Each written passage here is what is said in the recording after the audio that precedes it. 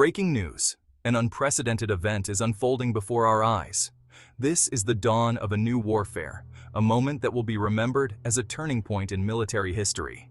Reports are flooding in from near Moscow, where the world's attention is now sharply focused.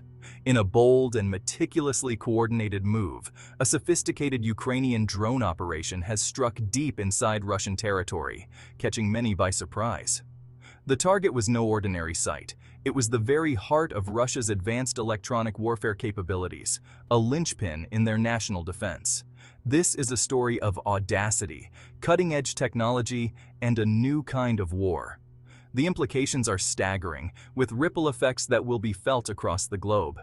We are witnessing a fundamental shift in modern conflict, where digital innovation and unmanned systems are rewriting the rules of engagement.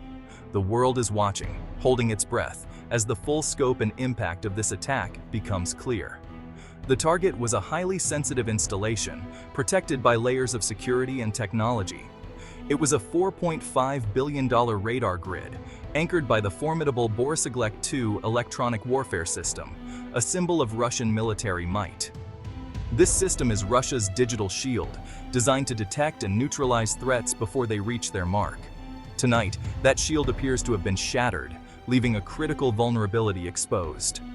The attack was a carefully planned, multi-stage operation, involving months of intelligence gathering and technical preparation. It combined electronic warfare with precise kinetic strikes, demonstrating a new level of battlefield integration. This story began in the cold, dark hours just before dawn on October 23, 2025, as the world slept unaware. Dozens of Ukrainian drones crossed into Russian airspace, flying a route that had been meticulously mapped out. They flew low and fast, hugging the treetops and using the terrain to avoid radar detection, a testament to both skill and daring. Their mission was bold and incredibly dangerous, requiring nerves of steel and absolute precision. The success or failure of this mission could change the course of the conflict, altering strategies on both sides.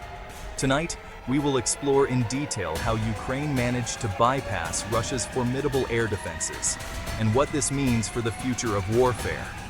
This is more than just a battle report. It is a glimpse into the evolving face of war itself. The events of this morning have sent a clear and chilling message. No target is safe, and the rules of war are being rewritten before our very eyes. The operation began with a silent, unseen wave as darkness cloaked the departing drones. There was no warning, no sound, just the quiet hum of engines as the first machines slipped into the night sky. Ukrainian intelligence had spent months meticulously mapping the electronic landscape around Moscow, poring over satellite images and intercepted signals to understand every detail of the enemy's defenses. They built a detailed digital twin of the Russian network, recreating every radar, every node, and every possible vulnerability in a virtual environment.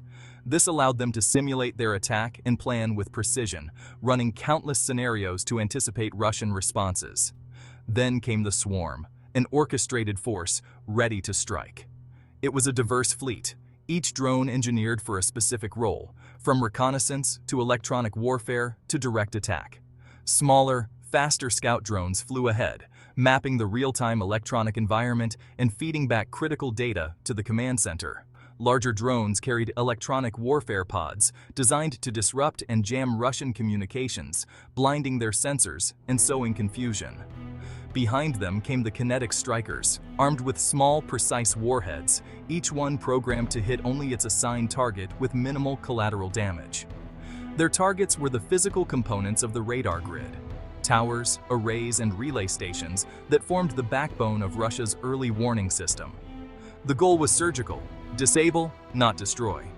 The intent was to blind, not to create chaos, ensuring the network was neutralized with minimal destruction. The entire swarm was coordinated by an advanced AI battle management system, which monitored every drone and every variable in real time. This system allowed the drones to communicate, adapt, and make decisions in real time, sharing data and rerouting missions as the situation evolved. If one drone was lost, another took its place instantly, ensuring the formation remained unbroken and the mission continued without pause.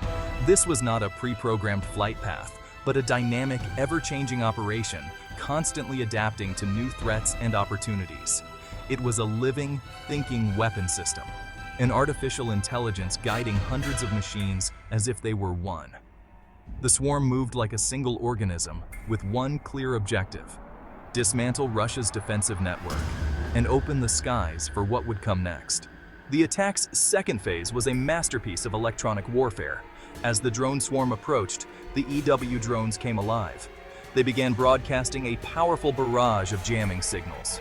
Russian radar operators experienced chaos, unable to see the approaching threat. The Ukrainian drones also engaged in sensor blinding. They targeted the specific frequencies used by the facility's sensors. It was like shining a flashlight into a security camera. The physical defenses of the base were made irrelevant. While some drones jammed, scout drones mapped every active electronic signal. They pinpointed command and control nodes and communication links. Other drones began spoofing Russian systems, creating ghost fleets on radar screens. The result was total electronic chaos. Russian operators were caught in a digital whirlwind. The hunter had become the hunted, trapped in a digital cage. With the Russian network in disarray, the third phase of the operation began, marking a turning point in the conflict. The kinetic strike drones, silent and relentless, moved in for the kill, their presence barely detectable in the darkness. Their approach was systematic and brutal, each drone following a carefully calculated path to its assigned target. The AI battle management system, working in tandem with human operators, assigned targets to each strike drone with precision and speed. The first targets were the power sources, the lifeblood of the base's operations and defenses. Loitering munitions dove towards the main power substations, guided by real-time intelligence and advanced targeting algorithms. There were precise explosions. Lights flickered and died, plunging the facility into sudden darkness and confusion. Next, the drones targeted the communication arrays, aiming to disrupt the enemy's ability to coordinate and respond. Key communication links were severed, leaving command structures blind and isolated from the outside world. The base was now isolated, its defenses crippled, and its personnel cut off from reinforcements or orders. The third set of targets was the data processing centers, the digital brains behind the base's surveillance and control systems. The kinetic drones used specialized munitions to target infrastructure, ensuring maximum disruption with minimal collateral damage. The brain of the Borisoglek II was effectively lobotomized, its ability to process and relay information destroyed. The strikes were surgical, like an acupuncturist inserting needles, disabling key nodes without unnecessary destruction. The goal was not annihilation, but paralysis, leaving the facility intact but utterly powerless.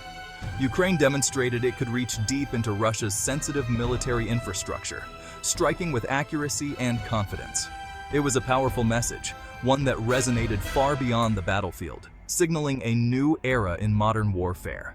Even blinded and isolated, the Russian military did not remain idle. Fighter jets were scrambled, but their radar systems were jammed. They were flying blind into a battlefield they could not see. Helicopters joined the fray, but faced the same problem. The electronic fog was thick. They fired into the darkness, but it was a desperate response. On the ground, Russian forces attempted to deploy counter-jamming systems. It was a duel of signals. The Ukrainian jamming was adaptive. The Russian response was always one step behind. Air defense systems began firing wildly into the sky.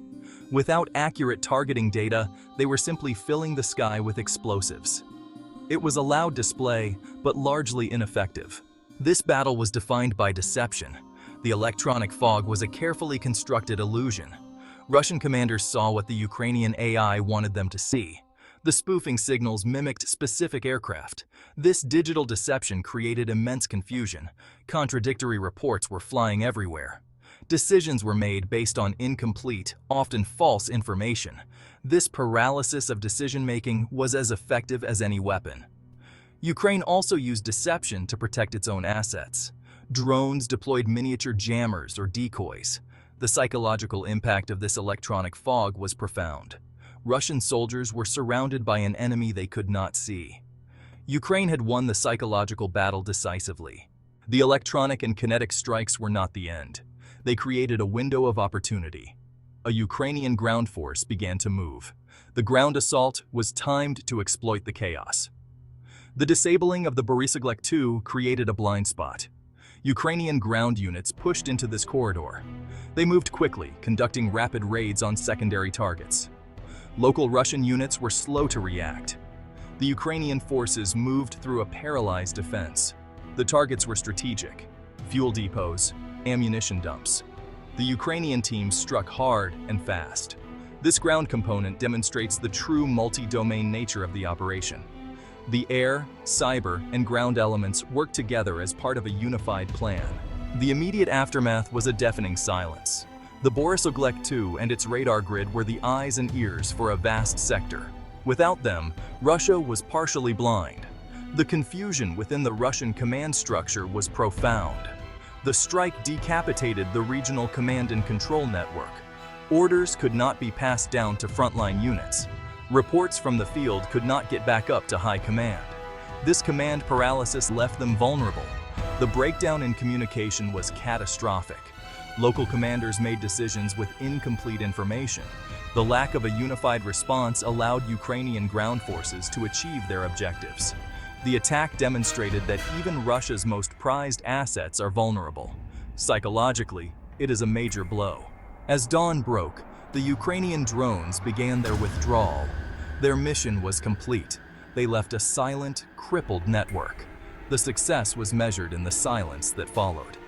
Russian forces began regrouping immediately. Engineers were rushed to assess the damage. The task ahead is monumental.